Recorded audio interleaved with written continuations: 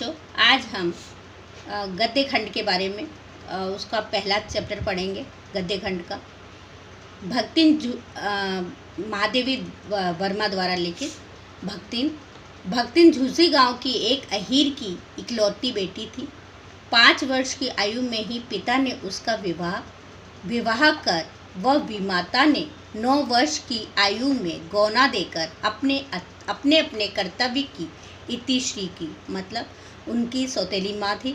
उनकी सौतेली माँ ने उनका बहुत जल्दी 9 साल की उम्र में ही उनकी शादी कर दी और गौना कर दिया।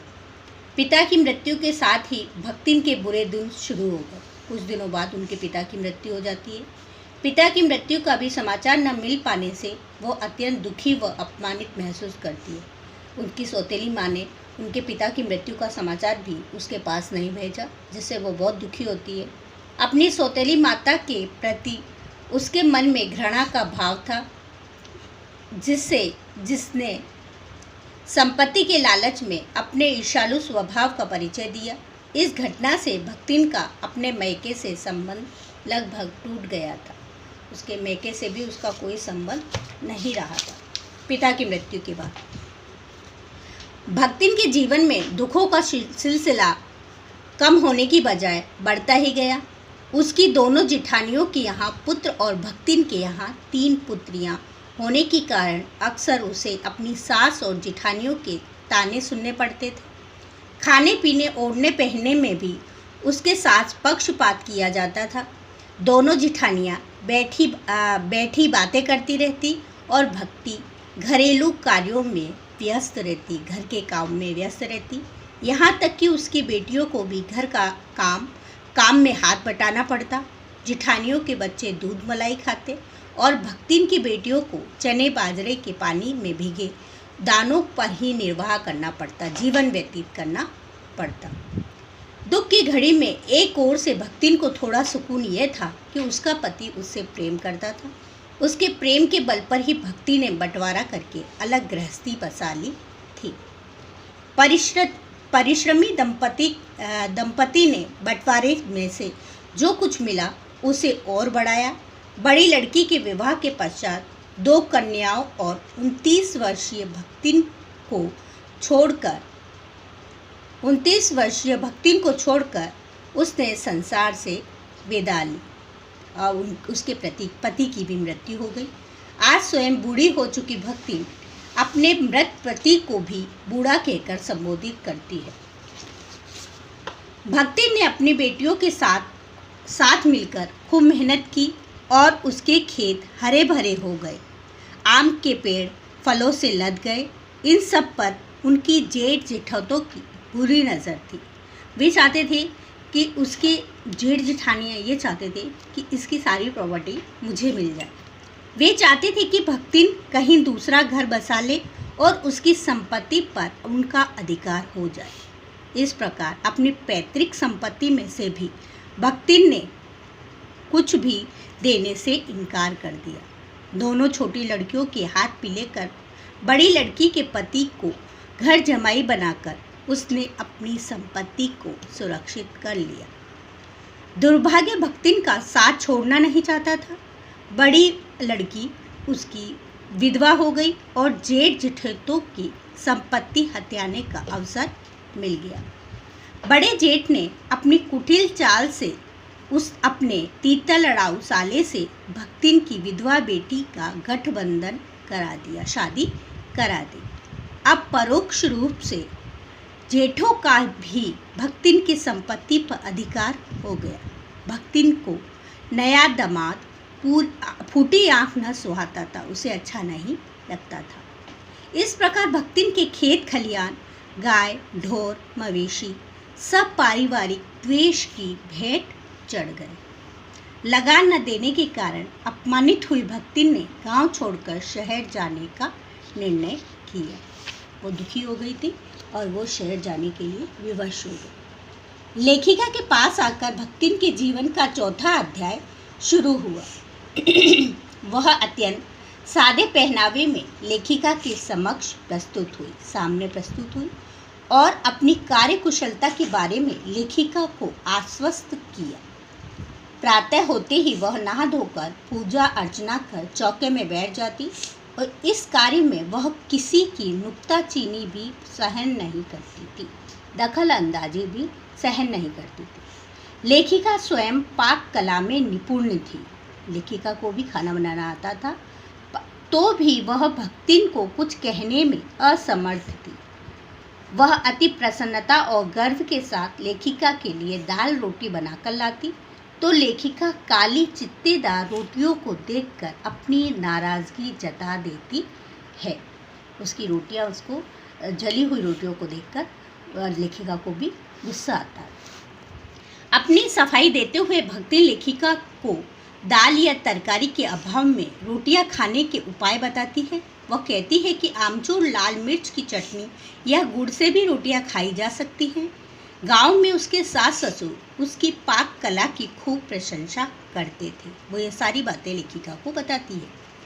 आखिर लेखिका को रूखी दाल से ही एक रोटी खाकर संतोष करना पड़ा। धीरे धीरे लेखिका भक्तिन के जीवन के प्रति सरलता से इतनी प्रभावित हुई कि वे अपने जीवन की असुविधाओं को छिपाने लगी। भक्ति ने लेखिका को कुछ ग्रामीण व्यंजन, गांव के जो व्यंजन रहते भोजन तथा उनके खाने के तरीके सुझाए, तो लेखिका को लगा कि वह ग्रामीण हो गई है।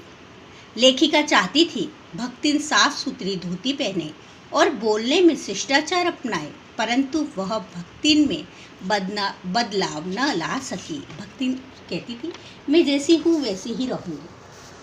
अच्छाइयों के बीच भक्तिन में एकाध बुराई भी थी। वह लेखिका को खुश रखने के लिए झूठ भी बोल देती थी और इधर उधर पड़े पैसों को एक मटके में इकट्ठा कर देती थी। इस संबंध में कुछ कहने पर वह शास्त्रास्त्र के लिए तैयार हो जाती थी, बहस के लिए तैयार हो जाती थी।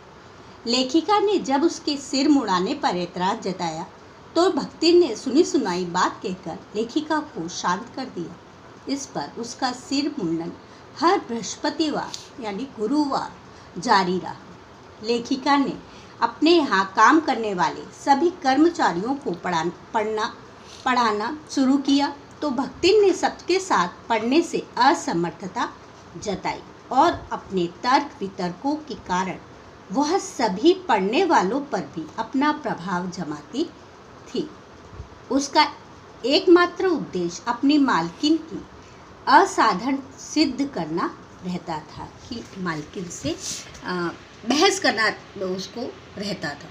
भक्तिन चाहती थी कि उसकी भांति दूसरे भी मालकिन की सेवा करें, उसके कार्य में हाथ बटाए, परंतु वे सब चाहकर भी ऐसा नहीं कर पाते थे। लेखिका की नई प्रकाशित रचना को देखकर भक्ति के चेहरे पर प्रसन्नता की चमक प्रकट होती है। भोजन के लिए न उठ पाने पर भी वह लेखिका को कभी दही का शरबत, कभी तुलसी की चाय बनाकर देती है। देर रात्रि जब लेखिका कविता करने बैठती, वह छात्रावास की रोशनी बुझ जाती थी और उसके पालित पशु, जो पशुओं को पाल रखा था, उनके निकट आकर सो जाते थे, परंतु भक्ति उनके साथ जागरण करती थी, उन पशुओं के साथ जागती रहती थी। रंग पूछकर पुस्तक उठा लाना, कलम उठाने पर स्याही ला देना आदि कार्य वह महादेवी के साथ देर तक करती रहती थी, यानी कि महादेवी का हाथ बटाती रहती थी। रात को लेखिका के साथ देर तक जागने पर भी भक्तिन प्रातः उनसे पहले ही जाग जाती। लेखिका के पालतू पशु भी अपने नित्य कर्म के लिए बाहर जाने के लिए व्याकुल रहते थे। बद्री केदार के ऊंचे ऊंचे पहाड़ी रास्तों में भ्रमण करते समय भक्तिन ही लेखिका का साथ देती थी।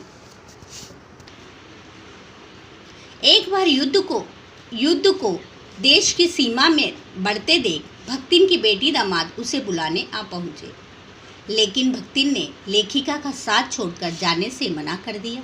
रुपया पैसा वह भेज देती थी।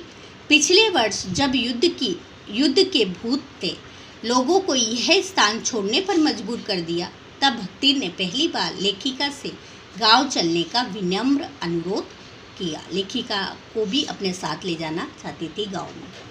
उसने कहा कि वह गांव में मालकिन को कोई तकलीफ नहीं आने देगी तथा उनके रहने, खाने पीने और कार्य करने का विधिपूर्वक प्रबंध कर देगी। लेखिका ने भक्तिन के प्रस्ताव को रुपयों की कमी के आड़ में टालना चाहा तो उसने अपने आड़े हाथ समय के लिए बचा कर रखी पूंजी से काम चलाने की बात कही। उसने जो पैसे इकट्ठे कर रखे थे, जोड़ती थी, वो मटके में रखती थी, उन्हीं पैसों के बल पर वो चाहती थी कि मेरे पास पैसे हैं, आप चलिए मेरे साथ। भक्तिन की इस उदारता के आगे लेखिका निरुत्तर हो गई। उसके पास कोई उत्तर नहीं था। लेखिका बताती है कि जैसा संबंध आंगन में फूलों का माली के प्रति होता है, वैसा ही संबंध उनका और भक्तिन का है। यद्यपि परिस्थितिवश भक्तिन के स्वभाव में कुछ विषमताएं उत्पन्न हो गई, तथापि उसके हृदय में स्नेह और सहानुभूति विद्यमान है। छात्रावास में रहने वाली बालिकाओं के प्रति भी उतनी ही सहानुभूति दिखती है जितनी की लेखिका के प्रति। भक्तिन उनकी सुविधा के लिए अपना 2 वक्त का खाना सुबह ही बना देती थी। लेखिका के परिचितों के प्रति भी भक्तिन का सम्मान और सद्भाव उनकी सहज बुद्धि का परिचायक था। भक्तिन लेखिका के पास आने वाले हर परिचित और साहित्यकार को वेशभूषा या फिर बिगड़े हुए नाम से पहचानती है। यद्यपि कविता के संबंध में उसका ज्ञान बड़ा था, तथापि वह साहित्यकारों के प्रति आदर भाव प्रकट नहीं करती थी। जब किसी जेल गए विद्यार्थी के विषय में वह सुनती थी तो उसका हृदय व्यथित हो उठता था, दुखी हो जाता था। भक्तिन कहती थी कि उन विद्यार्थियों की माताओं के बड़े लाड तक पैरवी करनी चाहिए। भक्तिन जेल से बहुत डरती थी। अक्सर लोग लेखिका के जेल जाने की संभावना बताकर उसे चिढ़ाते थे। वह लेखिका से जेल में साथ ले चलने का आग्रह करती, क्योंकि जेल में साथ न जा पाने की स्थिति में वह स्वयं को अपमानित महसूस करती। वो चाहती थी कि हमेशा लेखिका के साथ रहे। लेखिका सोचती थी कि यदि ऊपर से बुलावा आ गया तब क्या होगा, वहाँ तो कोई साथ भी नहीं जा सकेगा। तब इस देहाती वृद्धा पर क्या बीतेगी, इस गांव की औरत पर, बूढ़े इंसान पर क्या बीतेगी। धन्यवाद।